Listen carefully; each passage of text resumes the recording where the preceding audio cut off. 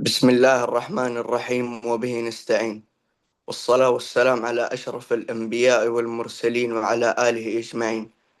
السلام عليكم ورحمة الله وبركاته. أسعد الله أوقاتكم أخواني وأخواتي. مرحبا بكم. يسر اتحاد الطلاب اليمنيين في إندونيسيا الدورة الرابعة إقام أحد برامجهم التعليمية يهدف إلى مساعدة الطلاب والطالبات على اللغة الإنجليزية واختباراتها وكسب المعرفة ورفع المستوى. تقدمه الأستاذة بيان عبدالرحيم، مدرسة متخصصة في تدريس اللغة الإنجليزية بخبرة تزيد عن 5 سنوات في تدريس متعلمين متنوعين في بيئات مختلفة. لديها الخبرة في العمل في مدارس ومعاهد ومراكز والعديد من الأعمال التطوعية وأهم الشهادات التعليمية. نسأل الله الاستفادة منها ولها. كونوا معنا، فلتتفضل مشكورة الأستاذة بيان عبد الرحيم.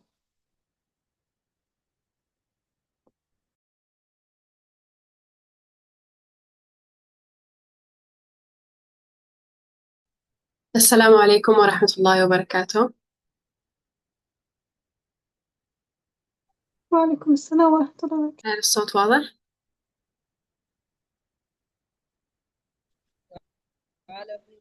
نعم وعليكم السلام ورحمة الله وبركاته.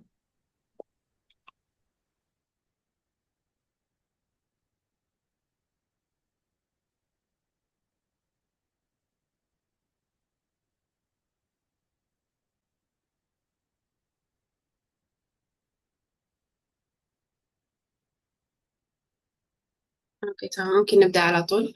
طيب، بما إنه الأغلب اللي هنا بتوقع إنهم يعني عندهم interest بإنهم يتعلموا أو ياخذوا التست حق الدولينجو، فاسمحوا لي إنه I will use English all the way to the rest of the session. So, hi everyone. I'm actually glad you're here today. I hope my screen is clear. Can you see my screen, guys?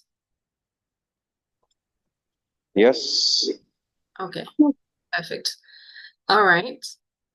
Well, I believe that most of you here are for your interest of or in the Duolingo test. So I want to start by saying my name. My name is Bيان عبدالرحيم العقاب, and I'm here today, guys, to help you with some tools, some tricks, and some tips from my own experience in Duolingo test. And as you can see, my topic is 10 days only to prepare for the test. So I hope that this presentation will make you feel prepared, motivated, and just somehow ready for your practice or maybe your test very soon. All right, so let's start with the first thing, which is why most people take this test, Duolingo test. And mostly it's because some of you will need it for, or some of us will need it for future careers. Maybe you need it for some applications, or maybe some of us want to just see how far they have become in their English journey. So whatever your reason is, I want to start by telling you what is Duolingo. Maybe most of you know the word Duolingo as in the Duolingo app. But Duolingo test is actually very similar to most tests. It's a 4 skills test. So it tests your speaking, listening, reading, and writing. And if you're thinking whether you need the Duolingo app in order to take the test or to score high in the test or not, I think my opinion is you don't need the app to score high in the test. But you can have it. It could help you out, but it's not a necessity. Now, the second thing that I want to say about the test is it's a very adaptive test, which means if you answer correctly, the difficulty of the test will keep increasing. So the more correct answers you have, the more difficult the test will be. And that's because they want to see or to evaluate your answers very accurately. Now, how different is Duolingo from other tests? First thing is, and this is maybe the most, maybe the one reason this test is very viral is because you can take it from anywhere. You can take it from your own convenience, your home, and it's completely computer based. So you don't need to write down the answers on paper. Everything will be on your computer. You just type the answers. The second thing is the results are available within 48 hours. So this is important for people who are maybe applying for scholarships, masters, or maybe they just have a deadline very soon. Duolingo could just save the day. You only have 48 hours, and then you get the results before 40 hours pass. All right, now let's talk about the Duolingo scoring system. Again, similarly to a lot of tests, the scoring goes from beginner to near native. So if you score after 100, let's say 90 or more, you are already considered advanced. So that means you are comfortable with most topics in English. You can understand and produce complex language. Now, this is also to say that no matter what your level is, you can still take the test. And also other good news are preparing for the test is not that hard because it's mostly focused on world-like questions. You could be very familiar to a lot of the questions that will be asked. Now, if you score anything after 120 or 115, you're considered proficient. So you have high proficiency in English. You are able to communicate both academically and professionally. And that means that mostly, if you have a score of 115 and more, you will be able to put your test in most chances. Let's say, if we talk about scholarships, then that's the score that most scholarships will ask, and so on. All right. So as someone who scored 130 in Duolingo, I have some tricks or some recommendations that I want to say before we go to each skill. So my secret formula, and one thing that I say to most people who ask about the test, is that this is the kind of test that you might keep delaying. You will keep telling yourself that I can take the test and have the results in 2 days. So why take it today? Why not tomorrow? Why not after tomorrow? Why not in a week, etc.? So my tip here is, if you think you need the test by the beginning of next month, let's say, I recommend that you book the test right away. So let's say you need it by February, you should take the date or book the date today. And also remember that when you book the test today, you only have around 15 days or around 15 to 20 days to take the test. So Duolingo also kind of limits you. You cannot just book the test and then take it whenever you want. You have this period of time, maybe 15 to 20 days. Okay, now another thing that I want to say is step number 1, you will have, and by the way, guys, this is for people who want to practice for the test in a very short time. So my formula is for someone who wants to take the test in a very short time. After this, I will talk about it for people who want to prepare for a long time. Now, one thing you're going to do is intensive focus on speaking and writing, because these two sections influence all of your scores. And also, it's because mostly when your speaking and writing are advanced, other skills are also advanced. Most speakers who are advanced speakers are mostly also good at listening. That's mostly the case. Same thing with writing. Most good writers are people who read a lot, or people who are very used to reading. Another thing, step number 2, is try to use Duolingo official practice every day. So the target is to have maybe a full test every day or one full test on some other practices every day. Okay? Now the third thing is you should study the question patterns. Now, sometimes when we talk in just a very regular conversation, after we take the Duolingo test, we will start thinking of that conversation in a way that Duolingo wants us to think. For example, the Duolingo tests focuses on sequence of sentences. If we have a conversation of a lecturer and a student, Duolingo wants you to focus on who says the question, who answers. Is it the lecturer? Is it the student?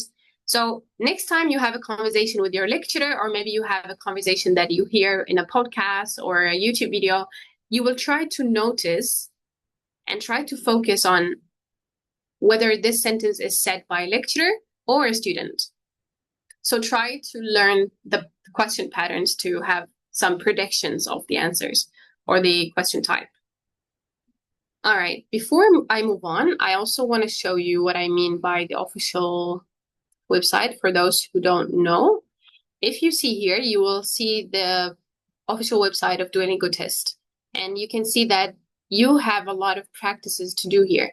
If you go on to, if you go on to this part, you will see that you have full practices to do if you go to all, and then you will have some other speaking, writing, reading, listening practices. And they can be as many as you can do. All right. I don't know if you can, okay, now I think I'm going back to the previous one. Now, let's talk about each skill alone or separately. The first thing we want to talk about is how different the skills in Duolingo are. So questions in Duolingo are designed to reflect everyday language use, which makes it a bit more natural and less formal than IELTS, for example. Now, for speaking, for example, we focus on short responses and describing images, describing pictures. For the listening, it's mostly sentences, conversations, and audio-based questions. For the reading, there is sentence correction, fill in the blanks, and matching definitions. And the first two, sentence correction and fill in the blanks, are more than matching definitions. And then we have writing. We have short essays, sentence correction, or creation, and then answering prompts. Now, both writing and speaking have the question of describe the picture or describe what you see. So this is one of the most important questions that you can practice. All right, talking about the speaking, how to master the speaking first. We said speaking and writing are the most important skills. So how to master the speaking section? So mostly we all know that pronunciation is key, but what I want to stress here is that by pronunciation, we don't mean the accent that you have. You can have any accent, but as long as your speech is clear, you say your sentences clearly and confidently, it will be safe in the test. It will be okay in the test. Second thing is you must use your time. You will speak quickly. And this is not about the speed of your speaking, but it's about using your time the right way. So sometimes you will have a picture. I want to show you guys an example so that it will be clearer. Now, if we look at the speaking, for example, and I want to show you speak about the photo, sometimes you will have a question of describe the picture. And look here, you have about 20 to 30 seconds to think, to prepare, and then 90 seconds to speak. So my idea here is you need to use your time the right way. You need to speak about the photo without losing any of this time or without wasting the time on, let's say, irrelevant ideas or maybe just a lot of thinking when you're having the speaking time. All right, now my tip from my own experience is try to record yourself speaking on different topics. Then listen back to them and correct your own pronunciation. So let's say you're practicing for the first question. Try to take any random pictures or anything that you see.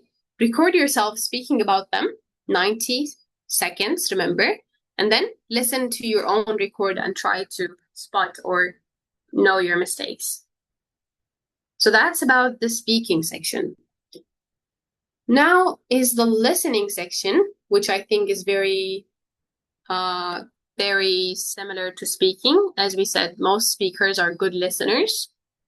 Now, on this one, focus on identifying keywords and understanding context.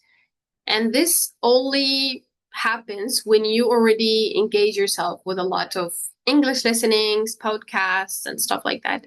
Second thing is use Duolingo's listening exercises to practice comprehension at increasing speeds. It is very important actually to practice the questions in an exam condition.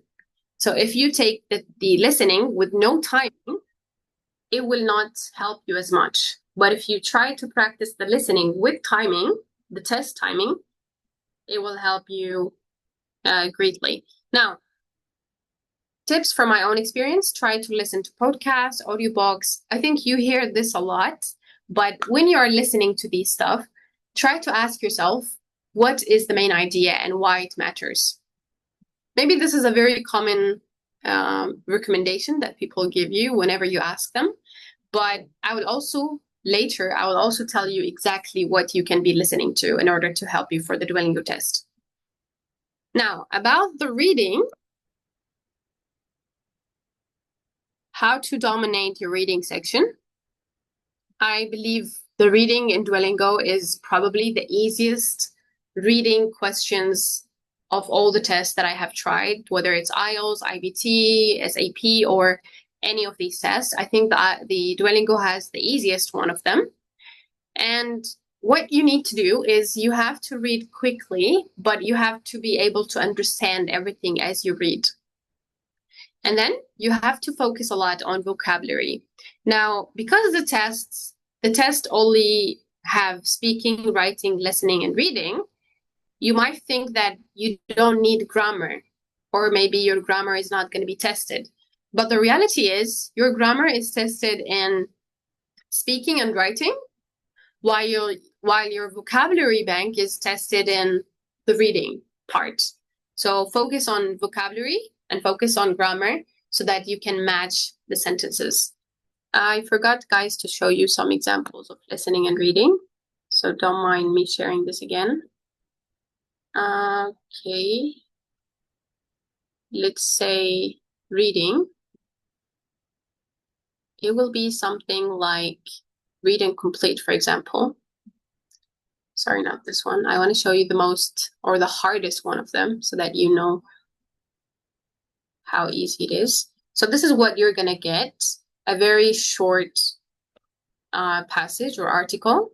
And all you have to do is you just select the word. So for number one, you just select the word, for example, and then you keep selecting words for each part. Okay, this is considered the hardest question of the reading. But as you can see, if you guys have tried any other tests, the Duolingo reading is very, very simple. It's not as hard as other tests. Now, for the other thing that I want to show you, the writing, for example, I told you that in writing and speaking, you have the same question again, but this time you write for 1 minute. So if you're not used to typing, this is your sign, guys, to start practicing typing. So you have a picture like this one, and you just have to start writing about it, describing what you see, and so on. Okay. Now we talk about the last skill. I hope you guys don't mind me moving from one app to another. Okay.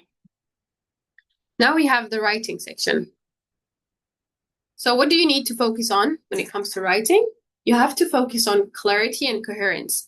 It is very, very important that your paragraph is clear, even if it's very simple.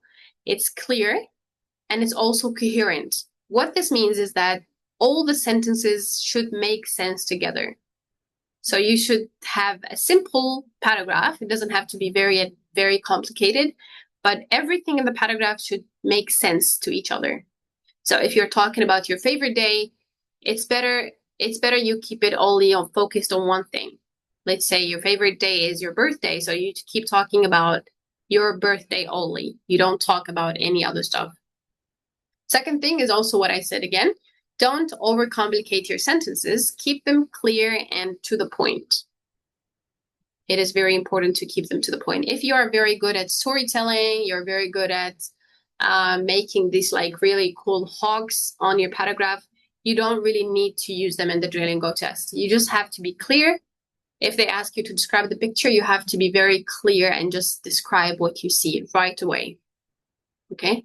They will also ask you about some personal stuff like your favorite day, your favorite habit, things you want to do, different things every time. But my point here is don't try to overcomplicate it with advanced words, advanced structures. Keep it very clear and simple.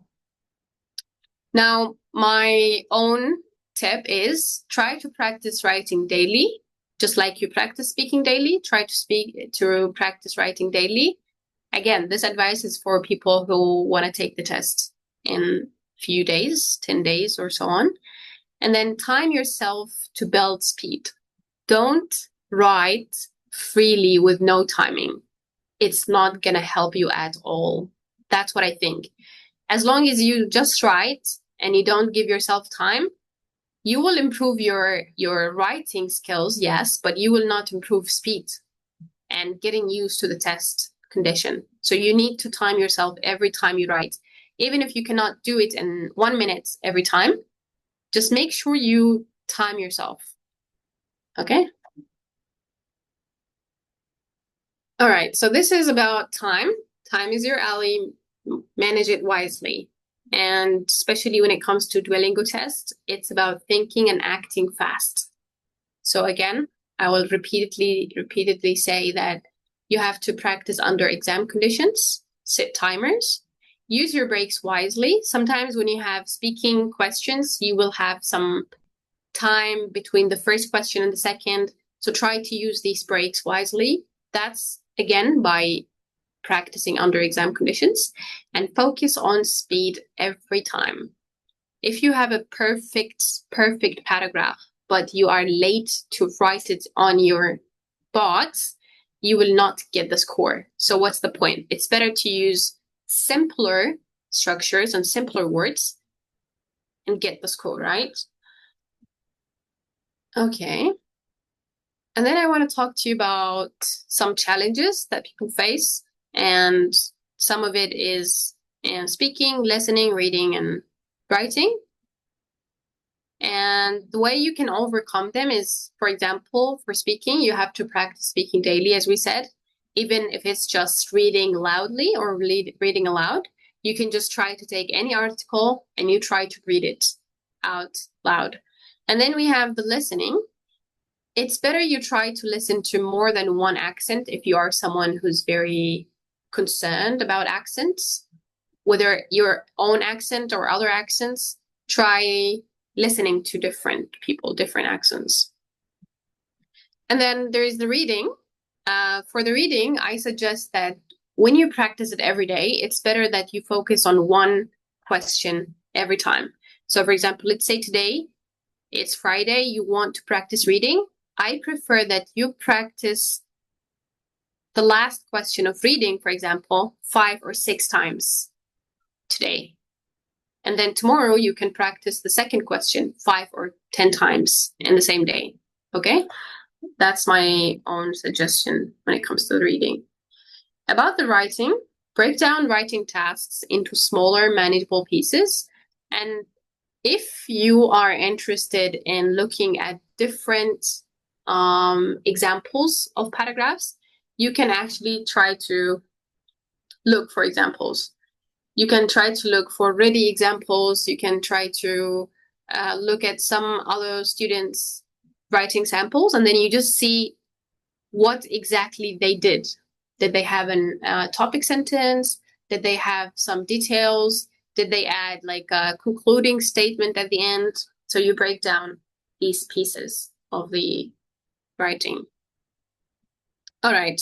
Now about maybe the most important part of this session is, where do you find the resources? How do you practice before the test? How do you practice for Duolingo tests, generally speaking? How do you have a higher level, right? So I'm gathering here 4 different ways.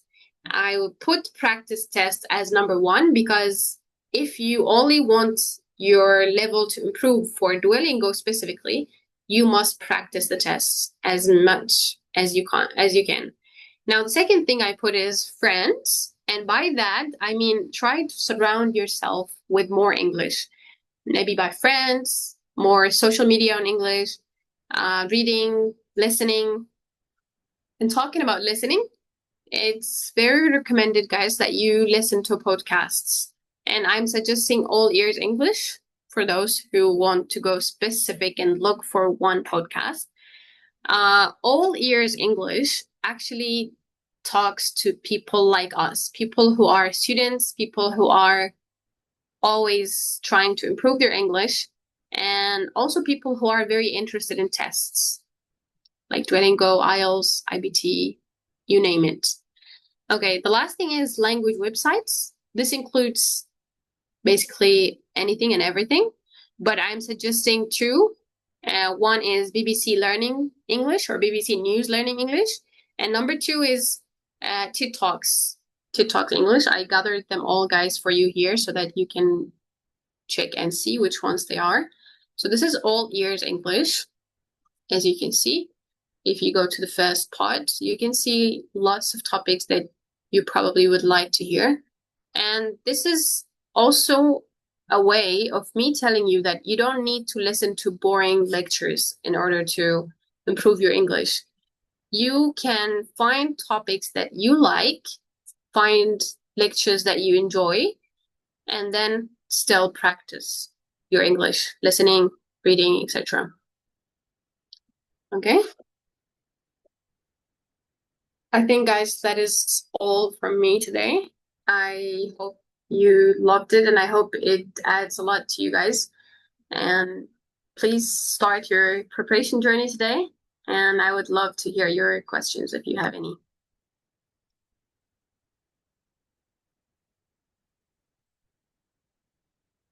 Before the co-host can help us with the questions.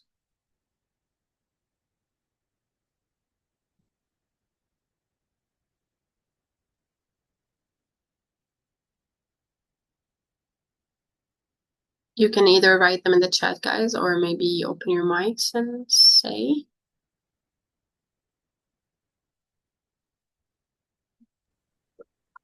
أخواني أخواتي اللي حاب يسأل أو عنده سؤال يتفضل.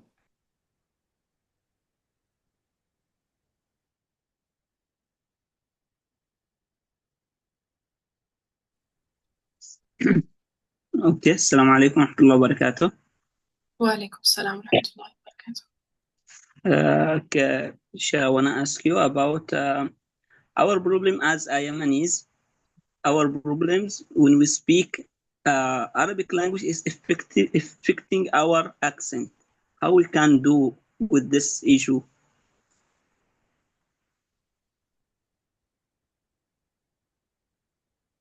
Okay.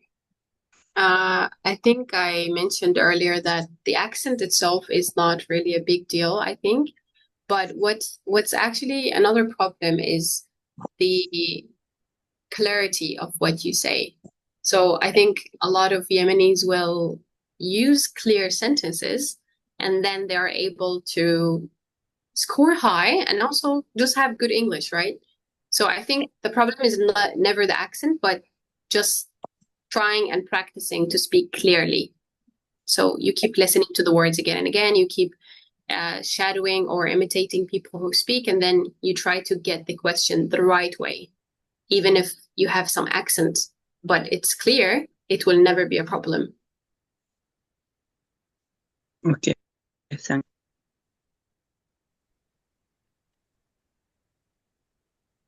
I have a question. Do you recommend resources to study from? Do I recommend some resources to study from? Yeah. Is that okay? Well, I do recommend it, or I did recommend actually some resources here. Sorry. Right here. As in case you are practicing English to improve your overall English. But then if you want to practice only for the test, I suggest you use these resources, but you also use the official platform or website of Duolingo. So if you come right here, where is it? If you, If you come right here, you can see lots and lots of practices that you can do. So the more practices that you do, like real practices like this one, the better. Okay. Assalamu alaikum. Wa alaikum salam wa rahmatullahi wa barakatuh. Thank you so much for this lecture. And just want to ask about the IELTS.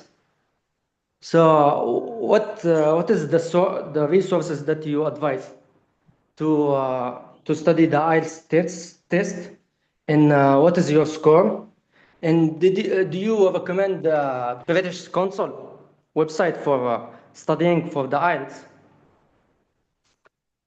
Okay. Thank you so much. Well, I don't know if you guys know that, but we will have a very separate session for IELTS tomorrow. But to answer your question, I think the same resources that I am suggesting today can help you improve your overall English, which is whether it's for Duolingo, IELTS, IBT, or whatever the test that you're taking.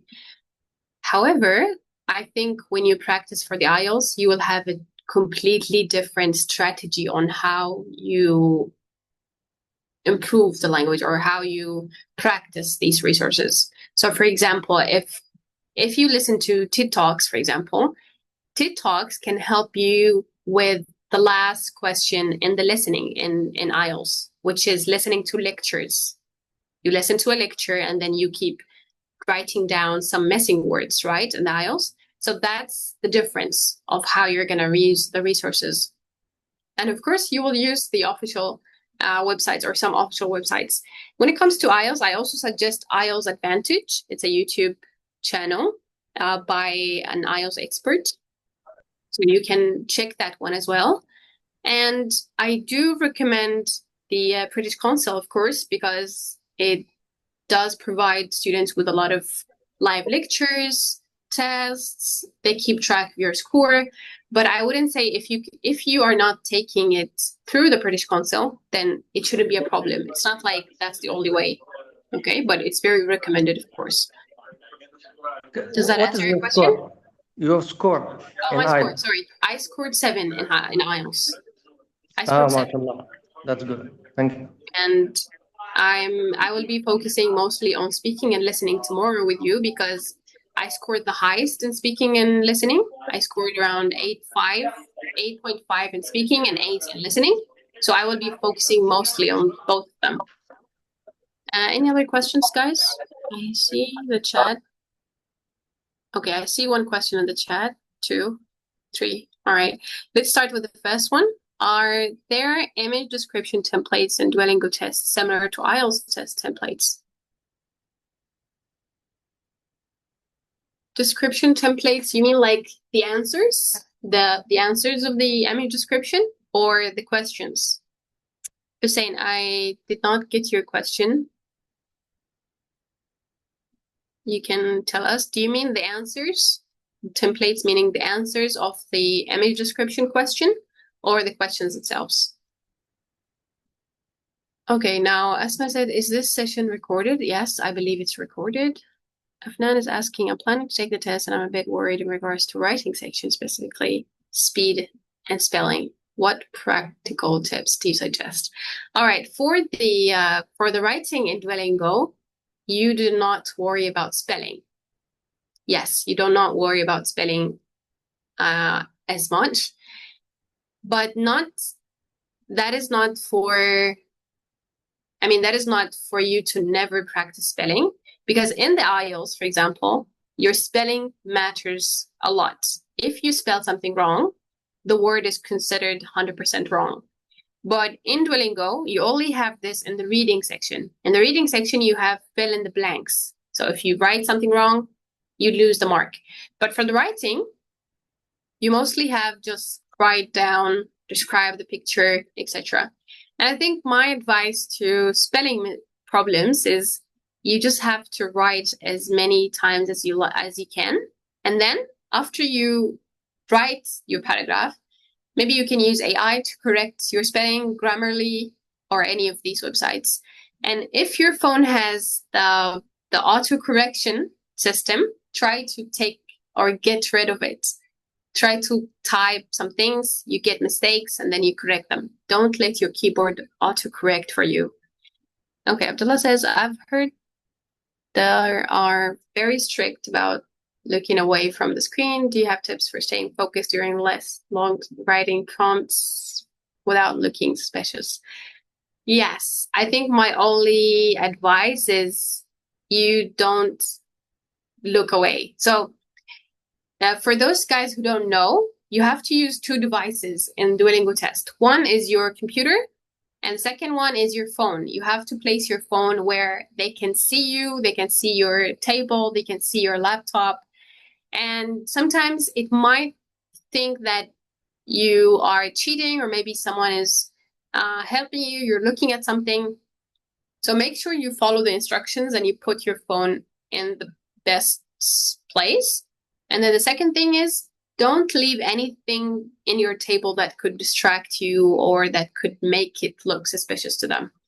Just look right away to your screen. Only look down when you are typing, and just keep your eyes straight to the computer. Do you know any online practice groups where students can practice? Online practice groups, I do not know any online practice groups actually, but I am sure you can find many of them on Telegram maybe, or YouTube. However, I don't think you really need groups to practice. If you don't have a group, you can use this group right here. Maybe you can contact some of the students here in this meeting who are interested and create the group. Okay, well, Hussein says, I mean, in the Duolingo tests, when you describe a picture in the writing section, are there templates like in the IELTS writing section that can make the writing part easier for you? No, there are not. In Duolingo test, as I showed you guys in the website, you only have a picture and you just describe it right away.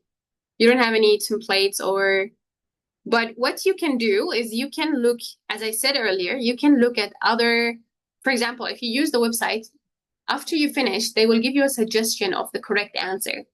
So when you look at this correct answer, you try to analyze why it's the correct answer or why it's a perfect answer. You can see, for example, they have a good start, they have a good concluding sentence, and then they have some details. So you try to follow up. And if there are some templates, Hussein, maybe you can find them online. I'm not really aware with specific templates. But what I can recommend here is never go to the test memorizing some ready answers. It will confuse you so much. That's what I think.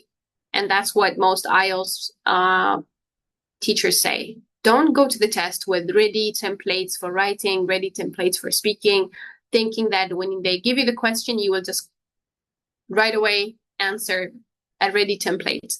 It's better that you try to practice why this template is perfect instead of just copy pasting it. Okay. First, thank you for an amazing presentation. You're very welcome. You did an awesome tips that you could. Okay, I would like to ask in describing pictures and doing the test, how do we describe images correctly? All right. Well, guys, I really wanted to give you all details of every section because that's the point of my session. But unfortunately, we cannot go through every single question together. We will need a whole course maybe for that. And maybe we can actually prepare for a course in Duolingo, maybe a week, 2 weeks, or so on.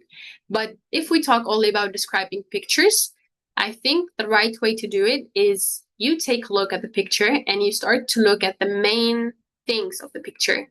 Is it a natural place? Is it a factory picture? Is it let's say, a picture in the train station? And you start from there. So you can go simply as the picture shows, or the picture represents, or the picture illustrates, and then you go from that. A natural place, a natural spot.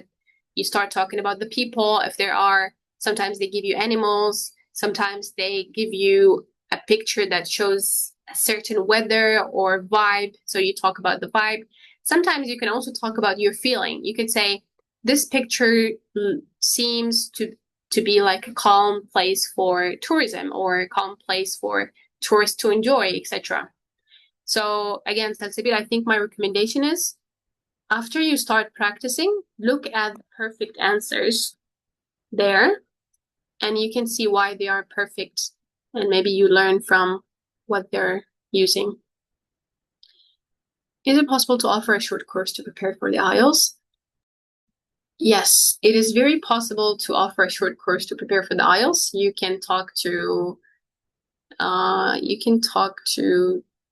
believe it's Betch or one of you guys, but we can discuss it together later. I will tell them the idea. We can have a short course for IELTS preparation after tomorrow's session.